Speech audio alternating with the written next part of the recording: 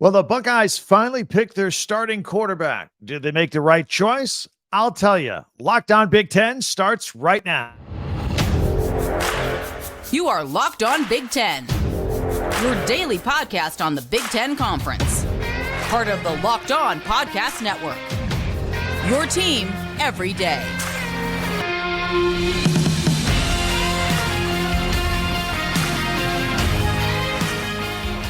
Welcome to Locked On Big Ten. I'm Craig Sheeman. Thank you for making us your first listen each and every day. We always appreciate you everydayers as well. Of course, we're available wherever you get your podcasts, and we are free. And we're also on YouTube as part of the Locked On Podcast Network, your team every day. And we're brought to you by Game Time. Download the Game Time app, create an account, and use code LOCKEDONCollege for $20 off your first purchase. Well, the Buckeyes have QB1. Finally, we'll discuss. Plus, another Big Ten starting quarterback might not be starting week one. And we'll have our power rankings at the end of the show. Actually, it's a list I took from somebody else, and I got a lot of problems with it. I'll let you know what that is. Be sure to subscribe and follow Locked On Big Ten for free wherever you get your podcast. So that way, you'll get the latest episode of this podcast as soon as it becomes available each and every day. It's a great way to start your day. So check all that out. Finally, after a long summer battle, Ryan Day has made a decision. And I think we should give him the benefit of the doubt on this decision, right? And he's got a pretty good track record, which we shall discuss. I think he's got the right job, made the right choice for the starting quarterback of the Ohio State Buckeyes just days before they open up the season on the road in Bloomington to take on the Indiana Hoosiers. So it will be Kyle McCord. Of course, Kyle McCord and Devin Brown were going head-to-head all summer long in this battle. McCord gets the job, and he beat out Devin Brown, and he gets the honor of replacing C.J. Stroud at quarterback. Of course, somebody's always replacing somebody awesome at quarterback at Ohio State. That's just the way it goes. Big shoes to fill, though. Stroud was the number 2 pick of the NFL draft, and he was just named the starting quarterback for the Houston Texans for this fall. Look, we touched on this yesterday. McCord has a little bit more experience than Brown. And by a little bit of experience, I mean a little bit of experience. He has one touchdown pass in his college career. Although Brown was a higher-ranked recruit, so he gave a valiant effort there. So we're left to wonder if neither was up to the task, or do they have two quality starting quarterbacks there at Ohio State? Well, Ryan Day insists it was the latter, that he had two guys just battling it out. And again, as I said at the top, you got to give Ryan Day the benefit of the doubt here. He's got a tremendous track record with quarterbacks, and he figured out that he wants McCord to go week one. But he also said, look, McCord was just a little more consistent the past couple of weeks. That's all it came down to. Nobody was flashier than the other guy. Nobody made more mistakes, I guess, than the other guy. Just McCord was really, really consistent. But Devin Brown will see some playing time this season. I got a couple of questions, though. Does this mean that McCord will be on a short leash? Ryan Day said he was just more consistent the past couple of weeks. Well, what if he has a couple of rough spells? Is he going to yank him right away and put in Devin Brown? And if so, is that going to give McCord, is that going to hurt his confidence? You got to have confidence as a starting quarterback. You got to have confidence as a podcaster, too. You can't take away somebody's confidence. So I'm going to be interested to see how that plays out, see if there's a lot of back and forth between the two quarterback system or not. But look, I think Day said back on the media days and earlier that he had, first of all, he said there was going to be a quarterback competition. And I think a lot of people, myself included, thought it was McCord at that time. He says, no, it's going to be a true competition.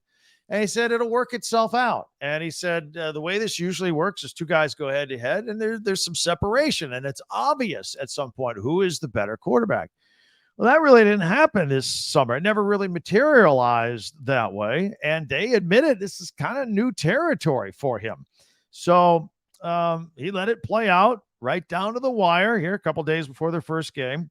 But again, I went into detail on this yesterday. I'll just kind of skim through it again. His track record at quarterback at Ohio State, you got to give him the benefit of the doubt that he made the right decision here with guys like JT Barrett Dwayne Haskins, Justin Fields, and C.J. Stroud.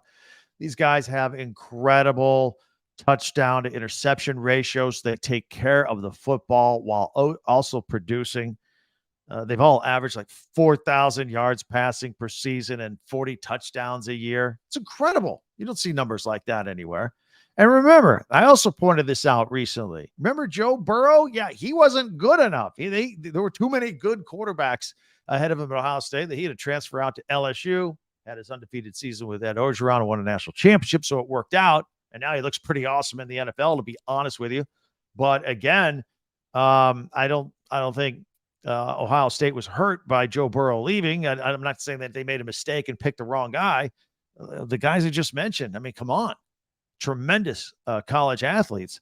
And so, again, Ryan Day made the right decision for now. But if you've watched this podcast with any regularity, and if you're an everydayer, basically, look, I don't want to pat myself on the back, but it played out the way I said it would. It just wasn't the straightest of lines from point A to point B.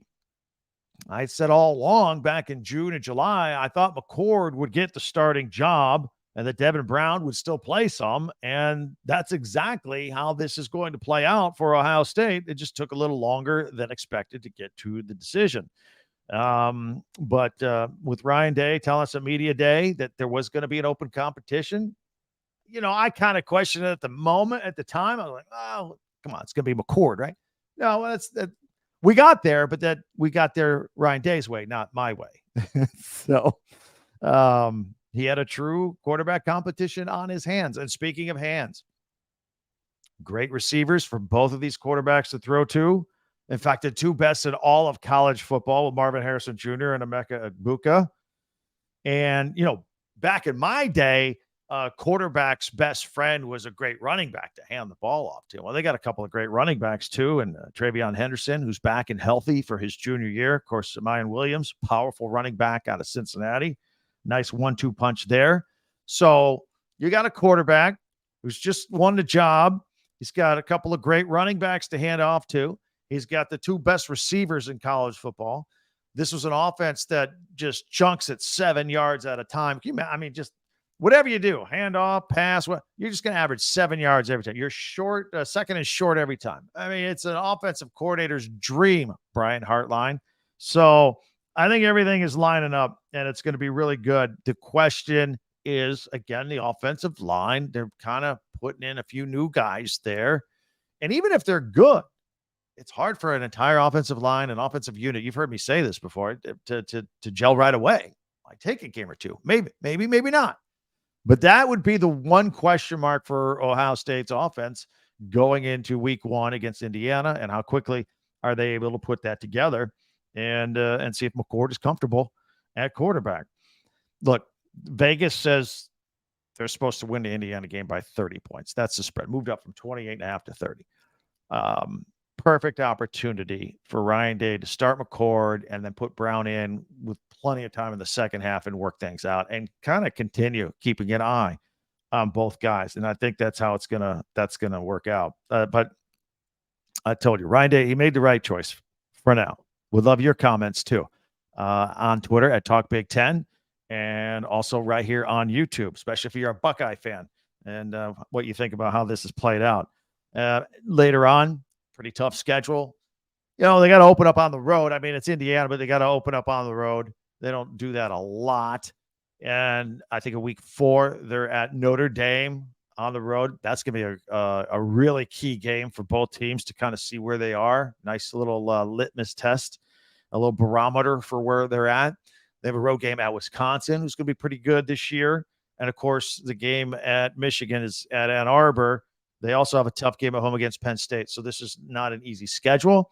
It would be hard for even a great seasoned quarterback to be even. So I expect some up and downs from McCord. And again, Brown's going to go in there and play too.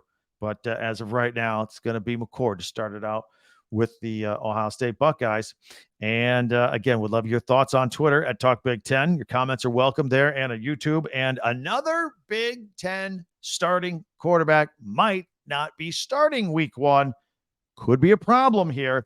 Plus, Jim Harbaugh wants his kids to be paid even more. We have all that right here on Locked On Big Ten.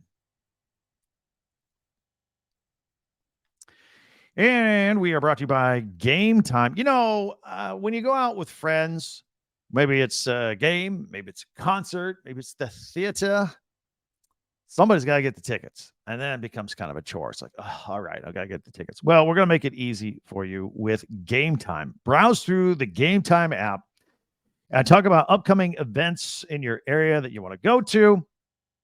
And they've got these flash deals for last minute tickets. So you don't even have to plan ahead, really. I always tell you that I love that you can click on the image of your seat and see your view before you go ahead and buy it. They've got the lowest price guarantee, cancellation protection, Game Time. It is the place to go for last second ticket deals, by the way.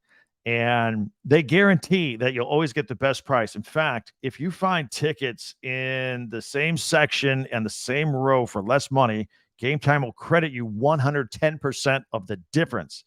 But they've got exclusive flash deals on these tickets. It's for football. They've got for basketball, baseball, concerts, comedy, theater, anything you can think of. Game Time is where you need to go. It's the fastest growing ticketing app in the country for a reason. And you get the tickets in a matter of seconds, a couple of taps on your phone, boom, it gets sent to your phone. You don't have to fumble through email or anything like that. So you can snag the tickets without stress with Game Time. Download the Game Time app, create an account, and use code LOCKEDONCollege for $20 off your first purchase. Terms apply. Again, create an account and redeem code LOCKEDONCollege for $20 off. So download Game Time today. Again, Locked On College is the code for $20 off. Download Game Time today. Last minute tickets, lowest price guaranteed.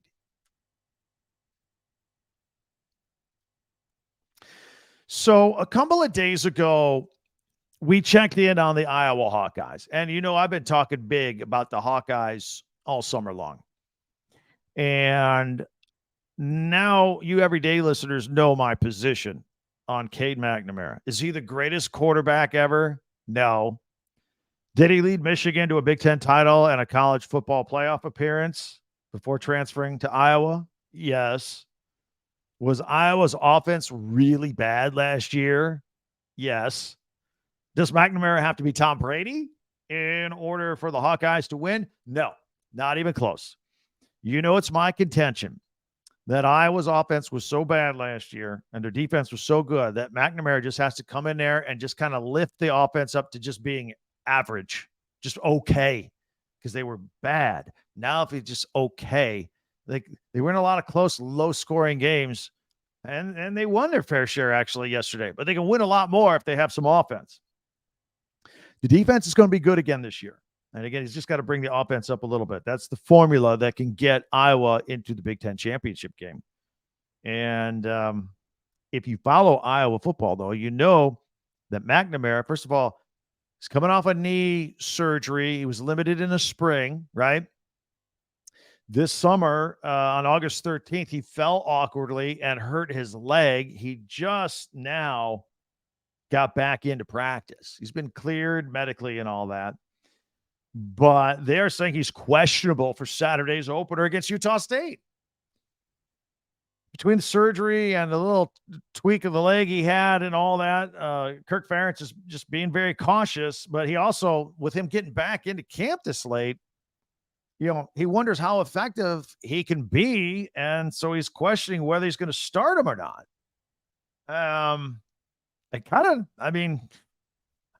don't blame him for thinking that way, but my main concern, McNamara, he's got the resume. He's 13-3 as a starter at Michigan. Threw for 2,500 yards, 15 touchdown passes in the 2021 season.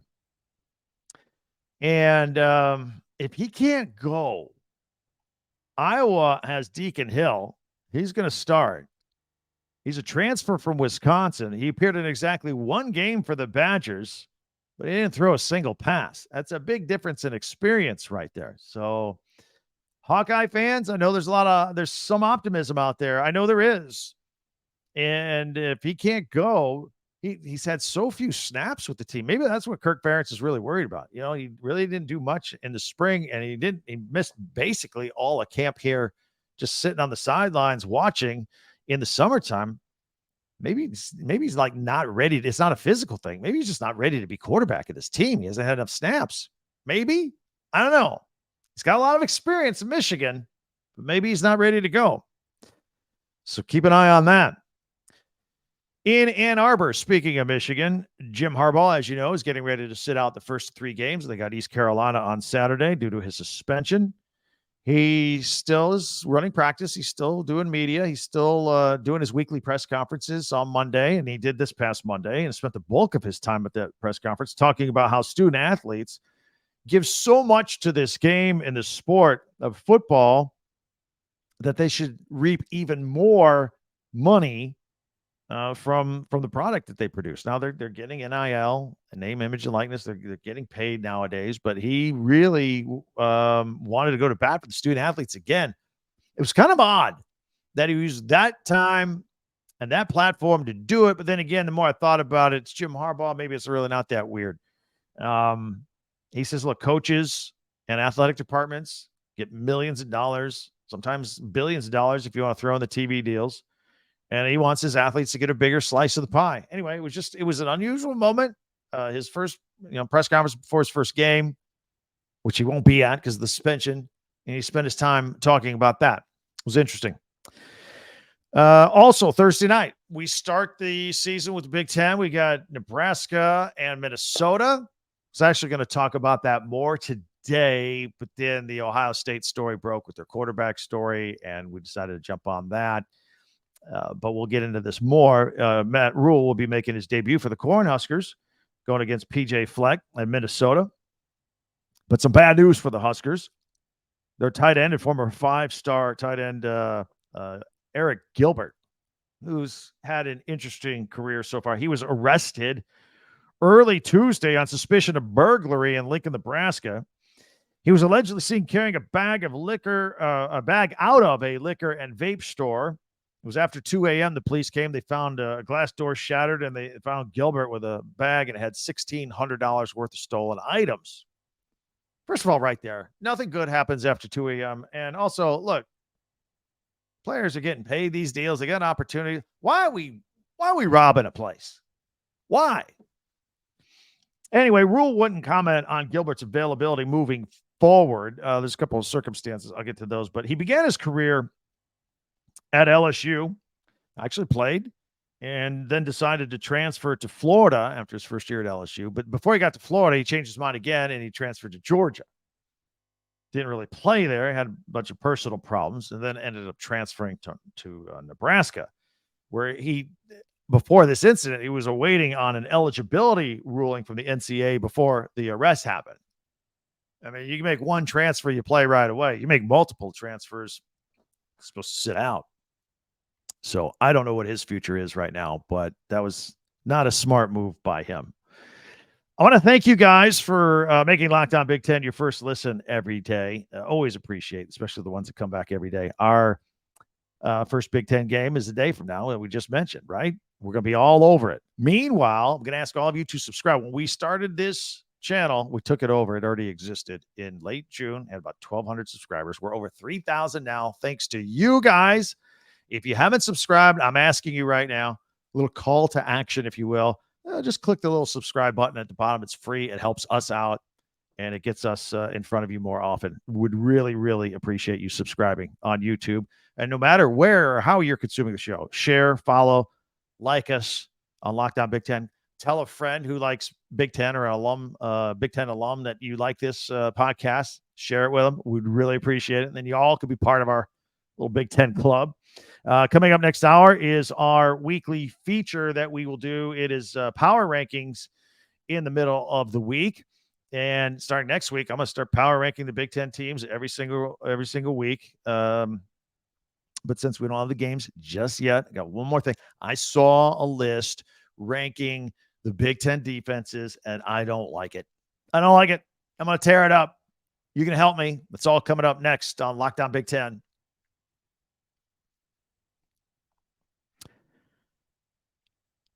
All right, power rankings. Defenses. I found this list, and I'm going to put it up on the screen for those watching on video, but I'll explain it in detail for those listening on audio only. Big Ten power rankings, best defenses, 1 through 10. And this is from SpartansWire.usatoday.com, kind of a combo collab, if you will. I'm going to put this up on the board, and then we're going to go through it. Let's start at the bottom. We got Maryland at number 10. I mean, fine. These aren't the greatest defenses here. We're starting at the bottom at number 10. Mike Loxley, though, did hit the transfer portal. Got a lot of big, beefy guys up there up front on the defensive line. He's got a lot of depth that he can rotate. So we'll see. See if there's some improvement with the Maryland defense this year. At number 9, the Purdue Boilermakers. Ryan Walters, head coach, defensive guy, defensive coordinator at Illinois last year. In fact, Illinois statistically had the best defense in the Big Ten. And he parlayed that into a head coaching job at Purdue and bringing in some portal guys. Let's see how long it takes to gel, but he's 9. Purdue, 9th best defense. I don't have any problems with this so far. At number 8, Michigan State. Again, they had some problems last year. Guys got hurt. Mel Tucker made a huge investment in portal guys, the front 7 of the defense. If they're not better on defense, they're going to be disappointed. They're expecting to be a lot better on defense this year. All right. So they are number 8. At number 7, the Minnesota Golden Gophers. Look, they were pretty good last year, and they got a lot of guys back. They've got 8 upperclassmen in the starting lineup on the defense, and 6 of them are seniors. So they should be pretty decent. At number 6, Illinois. Again, I just mentioned they were statistically the best defense in the Big Ten last year. Ryan Walters is gone. We'll see how that impacts them. They lost a lot of nice talent to the NFL, and we'll see if they replace it at Illinois for Brett Bielema. They are at number 6. Here's where I start having problems with this list. At number 5, Michigan. This is too low. This needs to be higher up. At the very least, if we're going to have a conversation, Michigan's got to be in the top 3. Some of them say the top 2. I mean, you start with Chris Jenkins clogging up the defensive line, and then you work your way back. The linebackers. This is a good defense. Really good. 5th best? No way. And then I got to thinking, you know what? This is Spartan Wire. Spartan Wire USA Today. Maybe there's some anti-Michigan bias there. Maybe. They should be a lot higher. I mean, what are you going to nitpick on the Michigan that they're second and third stringers in the secondary? Their depth isn't as good. I don't know. Maybe. At number 4, they have the Ohio State Buckeyes. This is going to be an important situation to evaluate throughout the year. Last year, I thought Ohio State looked pretty good on defense until the last 2 games of the year. They only gave up 17 points a game the first 11 games of the season. They looked really good. They looked borderline great. And then the last 2 games against Michigan and Georgia in the playoffs, they gave up 44 points a game. They got to fix that. Those explosive, big plays that they gave up in the last 2 games of the season. If that has been fixed, then Ohio State is going to be ranked pretty high defensively. At number 3, Iowa.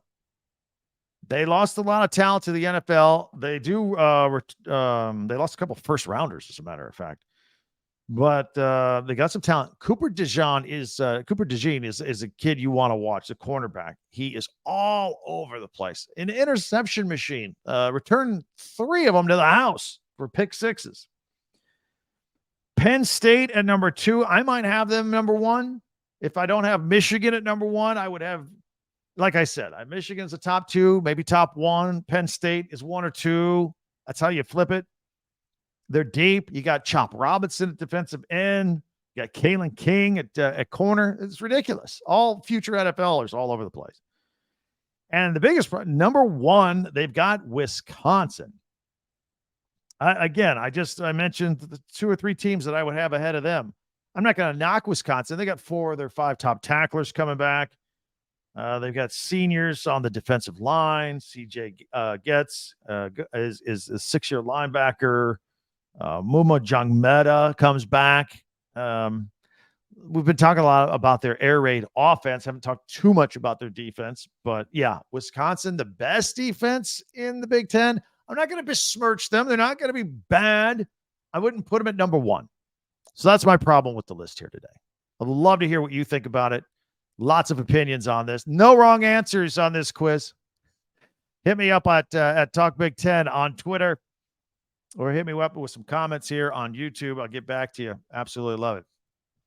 All right, the season is upon us, man. It's Nebraska, Minnesota Thursday night. I want to thank you for making Locked On Big Ten your first listen every day, and every day airs our next show. We'll have the latest from Big Ten camps, and we get ready for that season opener that we just talked about, and many ways for you to interact. Again, always hit me up at Talk Big Ten on Twitter or on YouTube. And one more time, going to ask, subscribe, please. And follow this podcast right now on your favorite podcast app, and you'll get the latest episode of Locked On Big Ten as soon as it becomes available each and every day. And we'll catch you tomorrow for another one. The season is upon us. I'm Craig Sheeman for Locked On Big Ten. Thanks for checking us out.